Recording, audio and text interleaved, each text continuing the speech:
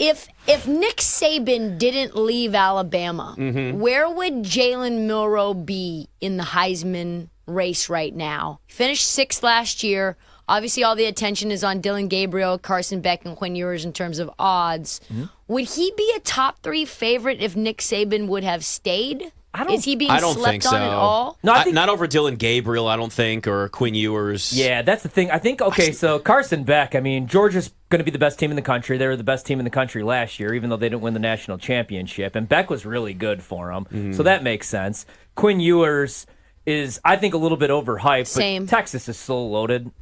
Even after losing a lot of guys, they're still loaded. Think about those last 3-4 games of Alabama and some of the big-time throws that Jalen Milroe made. And what he could do with his legs, yes. too. Also, though, new offense. Not only just Kalen DeBoer taking over for Nick Saban, but remember how bad Milroe got benched last year. Remember? And then Tommy Rees completely changed the offense, and they started using his legs more. Do you think that benefits Jalen Milroe? The Kalen DeBoer offense?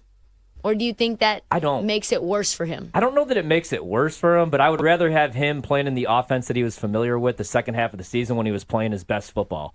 And also there was a lot of luck with Jalen Milroe. I like him. I think he's fine. I wouldn't draft him or anything like that. I wouldn't play him to win the Heisman. But I remember the game-winning touchdown pass. That was a hell of a throw, though. But a couple of the throws that he was making early on in the season, everything was off his back foot. I don't know. I don't really love the mechanics. I don't know if I love the offense.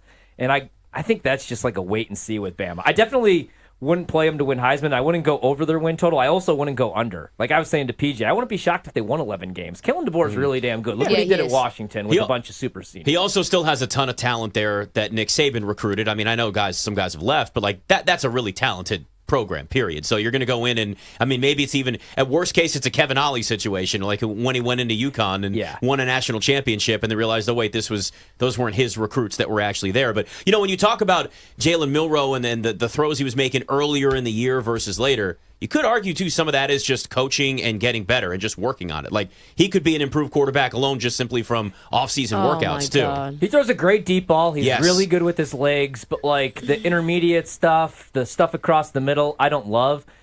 Everybody's going to bet Jackson Dart 15-1. I think there's a better option.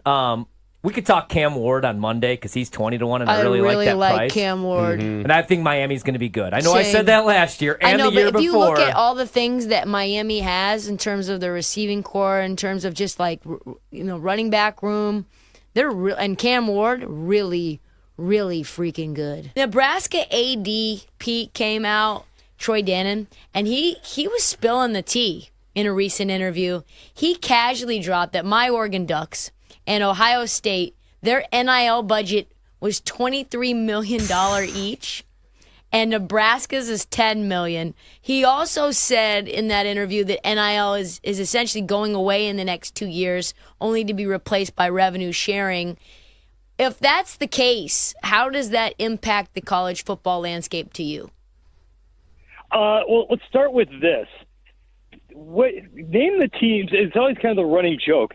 Who was really, really good at college football 30 years ago? Ohio State, Michigan, Alabama, and then who was really good 10 years ago? Ohio State was good, Michigan, Alabama. Who's going to be good 40 years from now? It's the same schools have been the same.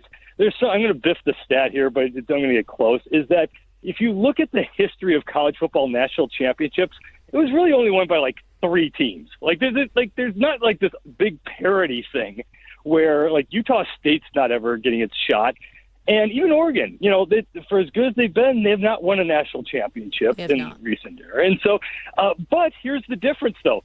I think Oregon's got a pretty rich guy who kind of likes Oregon Ducks, who could kind of do something about that. I mean, how is your guy? I'm blaming this on you now. Get Phil Knight just to make every player their own shoes. Just do that and just say, hey, look, we're going to create this shoe around every new recruit. And there you go. I mean, it's not like Oregon doesn't have the money to step up there.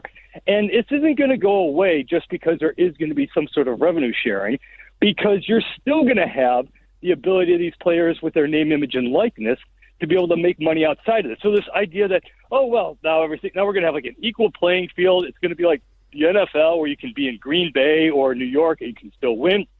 No, you're still going to have the mega boosters who are going to be able to still pay for things. So look, the school that's really sort of emblematic of this is like SMU's never winning anything, except that they might because they can pay for it. Because all the stuff that they got the death penalty for back in the day, you've got these crazy boosters who want to give all their money they're essentially playing in the ACC for free this year.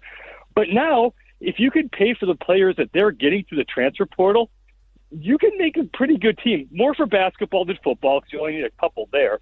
But this actually in a weird way, boo-hoo Nebraska, go get Warren Buffett to give you some money. But all these other places, now you can kind of level the playing field a little bit more. Otherwise, for the next 50 years, it's going to be Ohio State, Michigan, Alabama, the same teams every single year. It's like you look at what the Celtics have done this season, the 64 wins, the massive gap between them and everybody else in the Eastern Conference, and all the other metrics offensively and defensively that have been so historic for them. Yet we've always had this but with the Celtics because we've watched this team get there year after year after year, Eastern Conference Finals or the NBA Finals, and then fall short. So in some ways, could it just be as simple as we've watched this young core, really, and by young core, I mean Jaylen Brown and Jason Tatum and then other guys that they've added, like fall short, but really they're just young and growing, and now we've finally gotten to the point where we can wipe away what they've done before because this is actually a championship team? Yeah, for sure. I mean, it almost works against Jason Tatum and Jaylen Brown specifically that they've been in so many high leverage moments early in their career because you basically walk into the league, you're in the conference finals, and because you don't get over that hump, because you get to your first ever NBA finals and lose to a team that has a dynastic core, everyone's just looking for you to climb that mountain because it started so early, when really it was they were young. The roster wasn't perfect. I didn't even think the roster was perfect this year. I thought they'd have a playmaking deficit, and clearly I was wrong. So it's weird that onset success over the past half decade, 6 years, whatever, it's kind of worked against them when really it should be this team's consistently been there year in and year out. They eventually should get over the hump. And you mentioned it too. Look at what they did in the regular season. Just look at everything. And I wonder how much of it was, well, nobody respects the Eastern Conference and their pathway to even getting here. They didn't play the best teams. A lot of the teams that they did play had a ton of banged up players. So all that kind of just set the stage for, I think, people, again, including myself, to underestimate them. No doubt. Let's move to this Dan Hurley Lakers thing. Wow, I did not see that coming. How does that move change your ranking of NBA teams that are going to be the most chaotic in the offseason and the moves that they make to the roster? I mean, the Lakers were up there for me, probably inside the top 3 or 4, so I don't know how much higher they could realistically go. But for Woj to come out and say that he's been the guy all along when there's all this JJ Redick or even James Borrego noise before that is just so bizarre. And when you're going to go after a first-time coach specifically, and one who Anthony Davis seems to really like, I do wonder if there's just a potential for something weird to happen with LeBron James this summer. I wouldn't predict that he would leave, but does this increase the chances, if they're worried about him leaving, that we see them take Bronny James at 17, as my colleague Eric Pincus at Bleacher Report reported might be on the table? I've officially reached the point where I think anything might have been in play for the Lakers, and now I'm just like, you could tell me any scenario outcome of their offseason, and I'll just believe you. Like, that's just where I'm at with Los Angeles.